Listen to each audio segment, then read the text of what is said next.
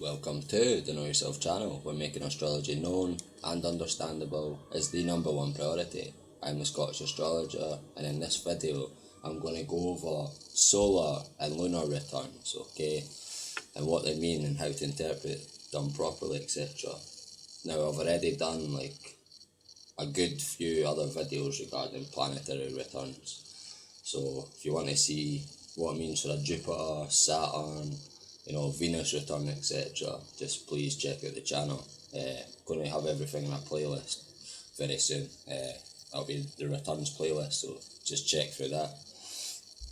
But the information I'm about to tell you in this video, most of it holds true to the other planets and their returns also. Okay, now what is a solar return? What is a lunar return?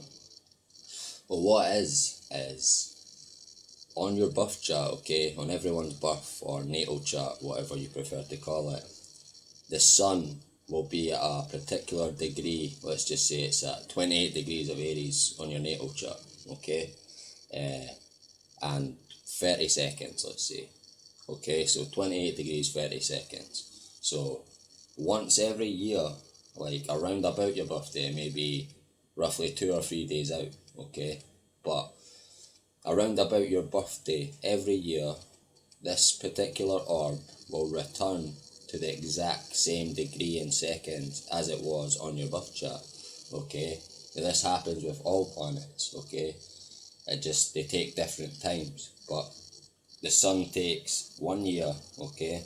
And the moon takes 1 month roughly to get back to its starting position where it was on your natal chart. And a return will tell you, okay, once you find out what house, etc., what aspects are coming to it from other planets, plus other things, once you interpret all that, it can give you a outlook for the year ahead, what to expect for your year ahead from one birthday to the next. And for a lunar return, it gives you a monthly outlook, okay, month to month basis, what to expect in that month, okay, what the month could look like for you, how you'll be feeling that month, your energies that month, etc. Okay, so what you need to look at, besides obviously finding the exact degree in seconds where the sun or moon in this case returns, you need to look for which house the orb returns to, okay? There's 12 houses in astrology, they each have different meanings, okay? So depending on which house it returns to, that'll be the certain energies, okay, the certain things. Say it lands in the house of health, for instance, then it's all going to be highly focused on your health, okay, for the year ahead, whether it be positively or negatively, depending on positive, negative aspects, etc., fixed stars, etc., okay. Right, another thing you need to look at is for which zodiac sign is on the ascendant, okay, as this will show you how you will approach the year to come and what style. If it's a water sign, you're going to approach it more negatively, easygoing, laid back. If it's a fire sign, you're going to approach it much more energetically, highly strung, like just getting all about it, so depending on which sign element it represents, it'll show the approach you will take for the year to come, okay, and what style you will approach it, highly energetically, much laid back, all depends on what sign is it.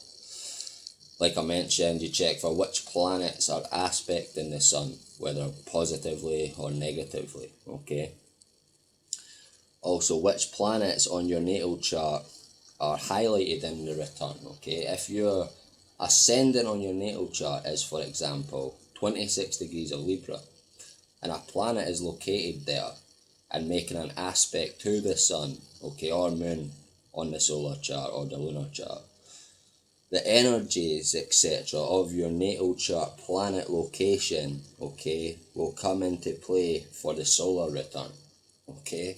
So this is how you can tell like certain things on your natal chart when they come into play in your life through returns, okay. Another thing you need to look for is which natal house is on the ascendant, Okay, and for example, mine's would be the ninth house for my solar return of 2017, as the ascendant is 5 degrees of Cancer, okay? And that was in the ninth house of my natal chart, okay? So that's what you need to look for as well. Now also, on a solar return chart, you also need to look for where the moon is located, okay? As that shows where your heart is, okay? And vice versa. The moon, on a lunar chart, you need to also look for where the sun is. That shows where your mind's at, okay? Where your heart is, where your heart is also, on both of them. So on a lunar chart, look for where the sun's located. That shows you where your heart is at that particular year or month, and vice versa. For lunar, you look for the sun. For solar, you look for where the moon is, and they interpret the same thing, where your heart is for that year. Okay, another thing you need to look for is what aspecting planets, etc., okay, are on 0 degrees or 29 degrees, right, of a sign, as they are very important, okay, and indicate to me sudden changes, okay, in the energy of yourself. Okay, so like if there's a planet at 0 degrees or 29 degrees, that's the beginning of a sign or the end of a sign. It's really a big change in energies going on. From the 29th degree of a sign, it's going to, after that, 1 degree later, 1.1 shall we say, it's going to go into the next sign, first degree of the next sign, okay? And when it's at 0 degree of a sign, it's literally just came into that sign. So it's like a sudden change in energy, okay? Like a dramatic change in energy in planets. So look for planets at these degrees aspecting your sun or moon, or really whatever. If you're doing a Jupiter return, if you're doing a Saturn return, Venus return, Mars return, lots of returns, okay? And everything I've mentioned here basically holds true for them all. You know, look for the same things throughout. There's other videos that I've put up, Jupiter, Saturn return, etc. I probably don't go as in depth about how to interpret it as I have in this video. So this is a most important video. Please watch this video first before others, before all the others. But if you happen to watch others first and then this, it's okay. I'd expect that for long-term subscribers to the channel. I really should have put the solar lunar return, this video, up first, but it's just not the way it's worked out, you know. But yeah, please everyone study this for themselves, okay? Astrology is indeed a progressive science, okay? Whoever tells you everything in astrology is all set 100% factual, we know everything about the science, is wrong. We don't know everything about the science, we're still discovering. The best way we can fully discover the true effects, energies, etc. of all these planets and everything else in astrology is by practicing yourself. You know, everyone needs to study astrology. Everyone needs to study their own natal charts, the charts of their family, friends, people who they can physically know the personalities of, etc. Physically have seen their lives play out, and when looking at a chart you can literally collaborate everything properly, okay? Now everyone needs, once you learn astrology and you start looking into charts and discovering its accuracy and how good astrology actually is, like I said, it's progressive, we still don't know everything. We're still trying to master the art, master the science, so to speak. So the best way to do it is checking out returns on yourself. Like once a month you can check out a lunar return, once a year a solar, you know, and different times for all the different planets. I won't go through them, I have videos up. Just please watch the video, it'll tell you exactly how long it takes to transit the zodiac and get back to its starting point on your natal chart. Some can take hundreds of years, okay, some a couple of years, some 12 years, all different lengths, okay? So, but yeah, you have plenty of opportunity, plenty of returns throughout your life once you learn astrology. Plenty of returns for your children, for everyone you know, your friends, family.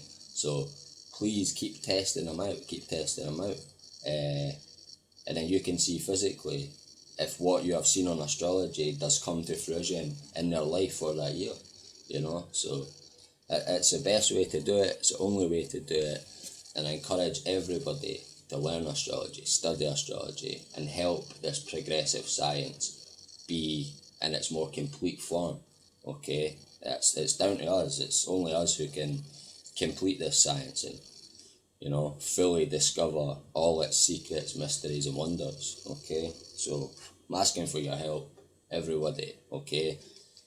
How you can help without actually studying astrology yourself, like I just mentioned, is by sharing this video, okay? Giving the video a like, you know, leaving a comment. That all boosts it in YouTube's ratings to actually be seen, because like my number one priority, as I mentioned in the beginning of every video, is to make astrology known and understandable. That is my true goal, because it's a science, an art that everyone should know, literally everybody. It's a science of the soul, okay? Everyone has a soul, so why would you not want to learn of the science of the soul? We learn the science of the body every day, you know, we know all about that, but the soul, the internal part, the part that runs the body, that makes the body animate, like we know basically zero about, okay? And astrology is a science and key to understanding and locking the secrets of the soul and spirit, etc. So please everyone, again I sound like I'm begging here, but please do share this video, please give it a like, please do subscribe to the channel, comment, and please do not forget to hit the bell at the right hand side of the subscribe button. Again, thank you all guys, I really appreciate whoever takes the time to watch this video, and more so, like I mentioned, who shares, likes, subscribes, etc.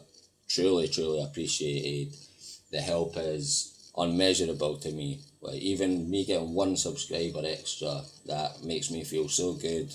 I know that that one extra person is going to be inspired to look into astrology and is going to help the science progress and for us to fully understand every mystery of the soul. So I truly do thank you all guys.